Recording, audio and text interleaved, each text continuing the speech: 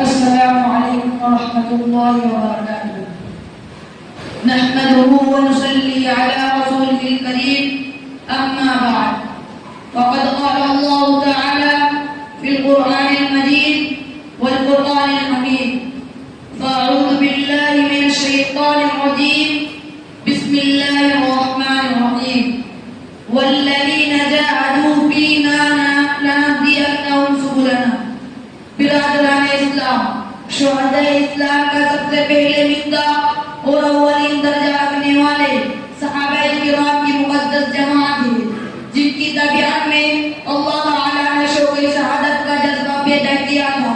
پھر شوق شہادت میں اللہ کی راہ میں گردن کٹانے سے بھی کبھی گریز نہیں کیا. بے خوف و خطر میدان جنگ میں کود پڑتے تھے. نہ مال کی پرواہ، نہ جان کی پرواہ، نہ اولاد کی پرواہ، نہ باغات کی پرواہ، صرف اور صرف ایک ہی آواز، ایک ہی اعلان، ایک ہی جذبہ کہ اللہ کی راہ میں اپنی جان قربان کر کے جان شہادت نوش کرنا. چنانچہ حضرت ابو بکر رضی اللہ تعالی عنہ اپنے وطن سے بے وطن ہو رہے ہیں. حضرت عمار بن یاسر رضی اللہ تعالی عنہ کو شہید کیا جا رہا ہے. حضرت خباب رضی اللہ تعالی عنہ کو انگاروں پر لٹایا جا رہا ہے. حضرت بلال رضی اللہ تعالی عنہ کے سینے پر پتھر رکھے جا رہے ہیں.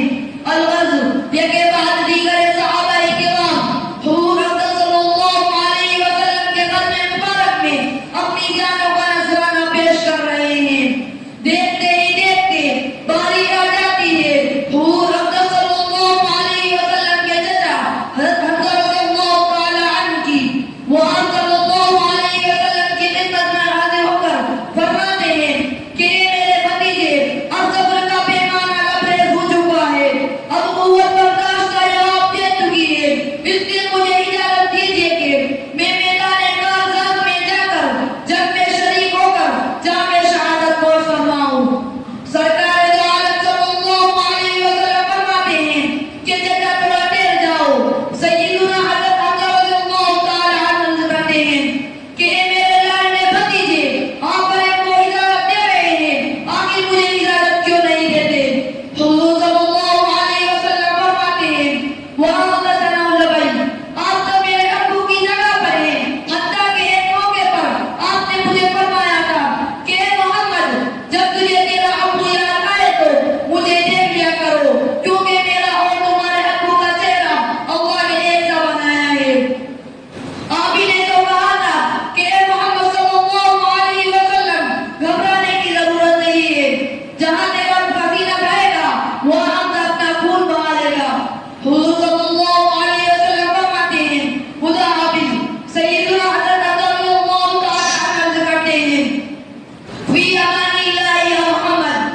الغرض سیدنا حضرت عمر رضی اللہ تعالی عنہ کے جذبے و طلب اور آرزو کو دیکھ کر، خواہش کو دیکھ کر، شوق کو دیکھ کر حضرت محمد صلی اللہ علیہ وسلم کی اجازت دے دیتے ہیں.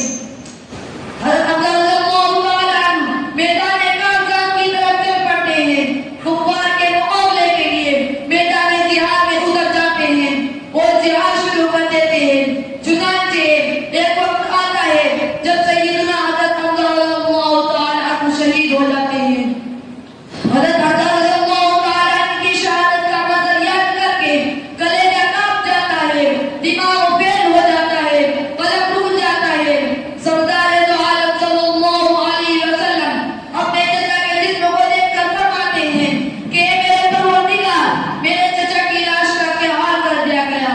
پاؤں کاٹ دیے گئے، انگلیاں کاٹ دی گئی، آنکھیں نکال لی گئی، زبان کھینچ لی گئی. الغرض پورے جسم کے ٹکڑے ٹکڑے کر دیے گئے. پہچان کے لائق نہیں رہنے دیا گیا، کوئی شناخت باقی نہیں رہنے دی گئی. اللہ اللہ. اسی دوران حضرت حمزہ رضی اللہ تعالی عنہ کی بہن ہوتی ہے، جسے دیکھ کر آپ صلی اللہ علیہ وسلم بے چین ہو جاتے ہیں اور سوچنے لگتے ہیں کہ یہ حمزہ کی حالت کو دیکھ کر روئے اور چلائیں گی، چیخیں ماریں گی، ماتم کریں گی اور نہ جانے بھائی کی یاد میں کیا کیا کریں گی. لیکن قربان جائے اس مرد مجاہد کی غیرت مند بہن پر نہ روئی نہ چلائی، بلکہ صبر و استقامت کا پہاڑ بن کر یہ کہنے لگی